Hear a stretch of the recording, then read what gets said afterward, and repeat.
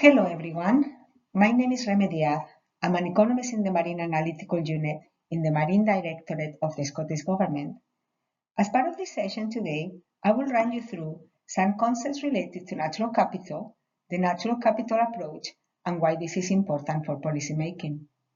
At the core of this approach is the concept that a natural capital approach to policy and decision making considers the value of the natural environment for people and for the economy. The presentation will draw heavily on the methodology from the UK government's Enabling a Natural Capital Approach guidance, which is well developed by DEFRA and which is recommended for use by the Treasury's Green Book for appraisal and evaluation in central government, and represents a supplementary guidance to the Green Book. So let's start by defining what we mean by natural capital. The UK's Natural Capital Committee defines natural capital as the elements of nature that produce value or benefits to people, whether that is directly or indirectly. And so we are talking about the stock of forests, rivers, land, minerals, and oceans, as well as the natural processes and functions that underpin their operation. Stocks of natural capital provide flows of environmental or ecosystem services over time. These services, often in combination with other forms of capital, for example, human capital, produce a wide range of benefits. The goods and services derived from ecosystems can have use and non-use values. Use values, which come from the direct or planned use of these ecosystem goods and services, and which can have a market value, for example, in the case of minerals, timber, or freshwater, or non-market value, such as outdoor recreation. Non-use values, on the other hand, are based on the value people place on the existence of particular habitats or species, even if they will never directly or indirectly use them. Let's now look at the concept of natural capital frameworks, which takes us a step further by enabling the consistent analysis of changes in the natural capital assets, their values, and the benefits they provide. This graph presents the different elements that play a part in the assessment and in the realization of the benefits provided by a natural capital, the quantity, the quality, and the location of natural assets, which deliver our ecosystem services, combined with other economic inputs to provide benefits to people and to society. There are elements in the system which will drive a change in the stock of flow and assets and services, and opportunities for management interventions if the benefits are to be realized. The system also includes other types of capital, which input into this framework, such as human and manufactured capital, which sometimes are necessary for the realization of these benefits. The next steps will be to translate these benefits into units and metrics, and then into economic value, but we will see this later in the presentation. Let's now look at the concept of a natural capital approach and why this is important in policy making. Taking a natural capital approach develops a traditional understanding of how the economy works, in which various kinds of capital provide flow of benefits to households and firms. Natural capital forms part of our natural wealth alongside traditional assets such as infrastructure, skills, buildings, and technology. This framing helps us to account for natural capital's contribution to the economy and the range of social and economic benefits and opportunities that come from investment in those assets. Understanding nature as a set of assets that benefit people and society in all kinds of ways can support better decision making. This helps us to provide the best public value, as regularly there are scarce resources and trade-offs between objectives, and it reduces the risk of the value of the natural environment being ignored in decision making.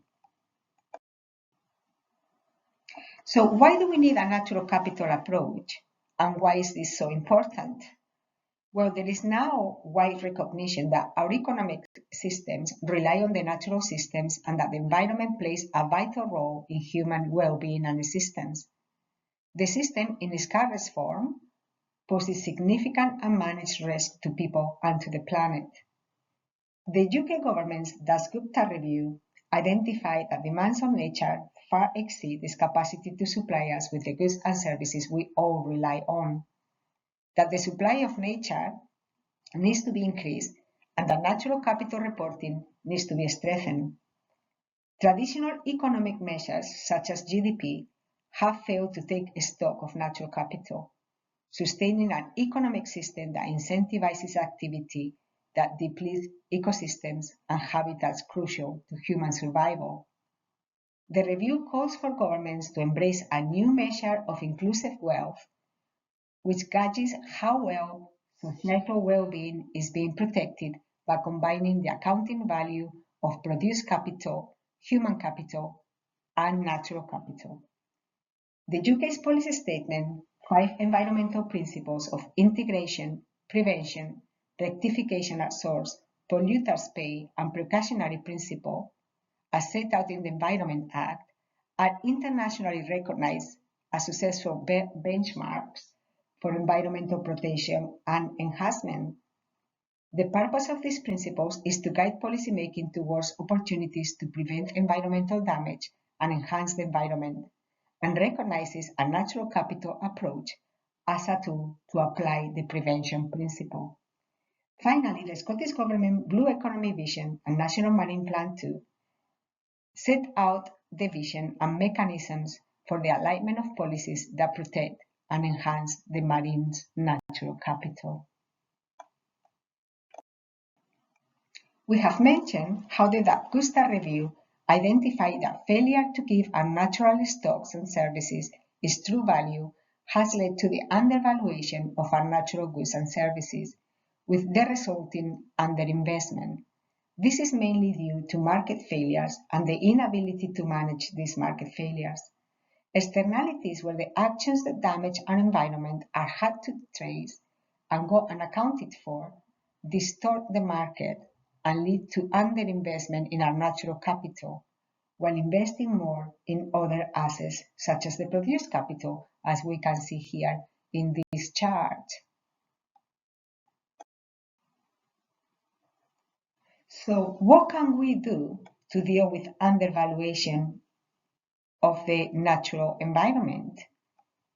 One of the things we can do is to improve the way we do economic valuation of the environment. Economic valuation is not about looking to sell or commodify nature, but it is a useful way of making the relevance and benefits of nature more visible in decision making. We have already touched briefly on how our environmental goods and services can have direct and indirect use and non-use values. Since environmental goods and services regularly don't have a price or market value due to the already mentioned market failures, how can we then value environmental benefits? Economic valuation methods are used to provide these values. So, for example, the economic value of a positive change in the natural environment is typically measured by what individuals are willing to pay to secure this benefit. In contrast, the economic value of a negative change is measured by what individuals are willing to pay to avoid such a cost. Valuation methods include review of preference, stated preference, direct well-being, and cost-based approaches. So now we will look at how we can introduce natural capital approaches into the policy cycle.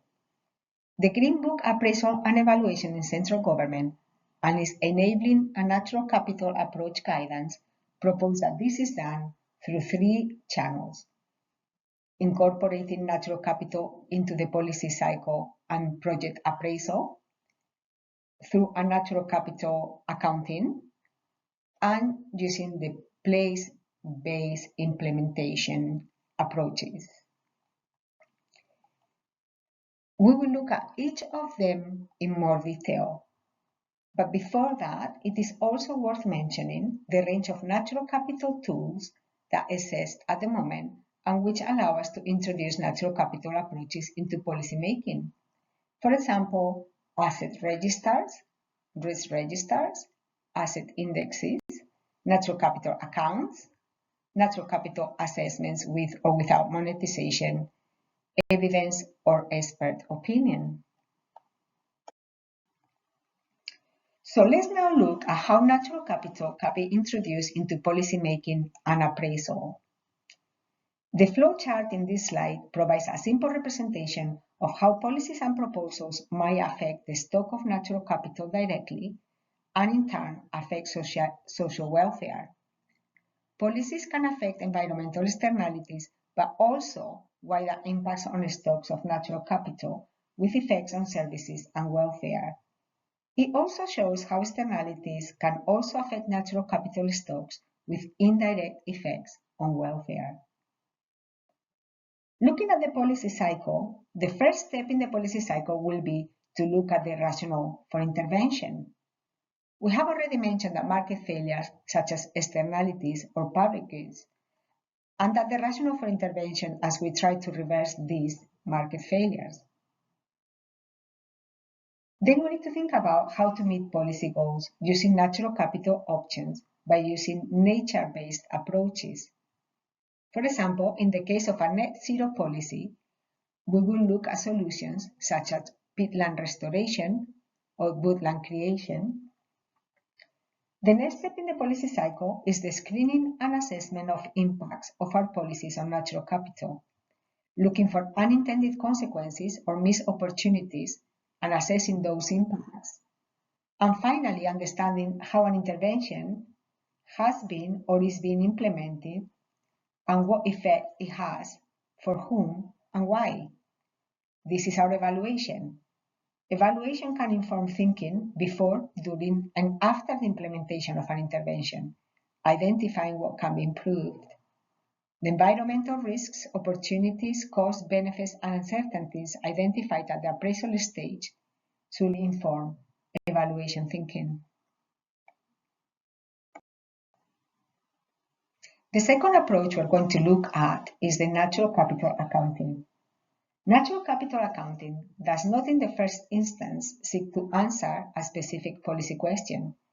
It therefore differs from one-off studies which focus only on changes in flows such as cost-to-benefit analysis or a one-off natural capital assessment that are not repeated. Natural capital accounting is the attempt to bring a systematic, standardized, and repeatable framework to recording information on natural capital and the services it provides, whether or not those services have a market value. A range of information from disparate data sources about natural assets, their condition, and the services they provide can be compiled into natural capital accounting.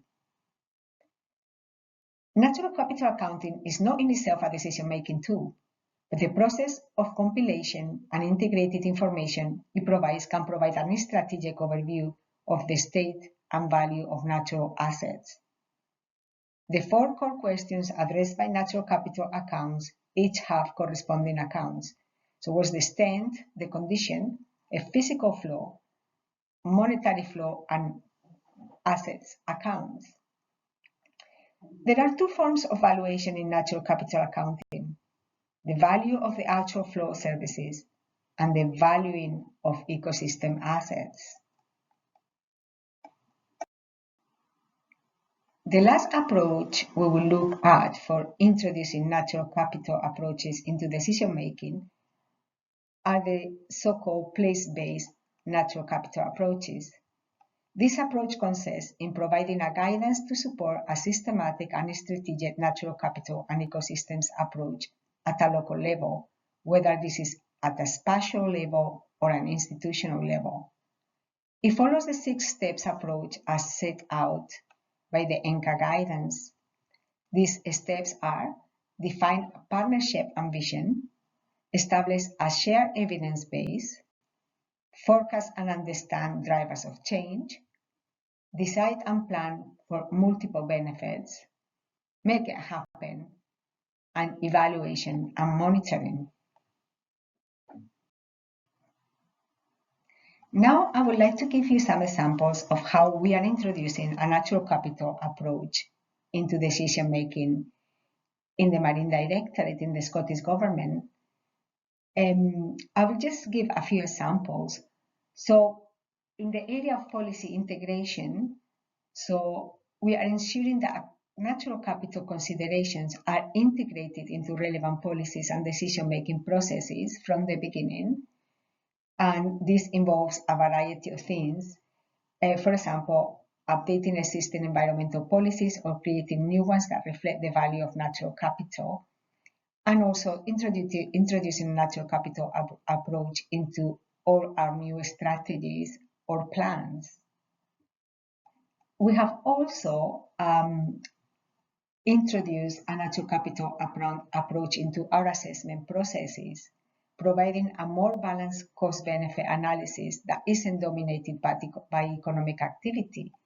So, for example, we have published a guidance for assessing the social and economic impacts from policies and decisions related to the marine protected areas, which include a natural capital assessment toolkit, which will introduce this natural capital approach into our assessments. We're also introducing a natural capital approach into our monitoring and evaluation processes. Implementing monitoring systems to track changes in natural capital over time. Regular reporting on the state of natural capital can inform decision makers and the public, facilitating adaptive management approaches.